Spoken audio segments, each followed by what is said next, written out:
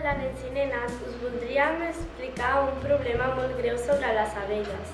Les colònies d'abelles de la mel s'estan extingint i és un problema perquè poden desaparèixer. Les abelles són les que fan el 90% de la pol·linització. És la primera fase de la reproducció de les plantes en flor. Les abelles transporten el pol·len de flor en flor. Les plantes en flor es reprodueixen fent la pol·linització, la fecundació, la formació de la llavor i la germinació. Les causes de la desaparició de les abelles és per l'àcar marró destructor, l'ús d'herbicides i els monocultius.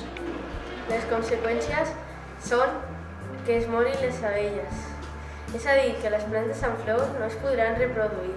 La solució és que deixin de plantar els monocultius i que deixin de fabricar els plaguicides tòxics per a les abelles i deixaran de desaparèixer les abelles. La conclusió és que si prohibim fer aquestes coses, les abelles de la mel no es moririen i les plantes en flor es reproduiran. Si voleu salvar les abelles, consulteu a la web de Greenpeace.